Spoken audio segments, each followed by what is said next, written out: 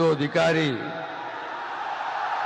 ঈশ্বরের নামে শপথ করিতেছি যে বিধি দ্বারা স্থাপিত ভারতের সংবিধানের প্রতি আমি অকৃত্রিম নিষ্ঠা ও আনুগত্য পোষণ করিব।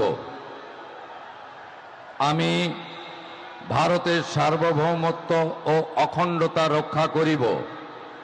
পশ্চিমবঙ্গ রাজ্যের মুখ্যমন্ত্রী রূপে আমার কর্তব্যসমূহ নিষ্ঠাপূর্বক এবং বিবেকসম্মতভাবে নির্বাহ করিব এবং ভয় বা পক্ষপাত, প্রীতি বা বিদ্বেষ রহিত হইয়া সকল শ্রেণীর জনগণের প্রতি সংবিধান ও বিধি অনুসারে ন্যায়াচরণ করিব।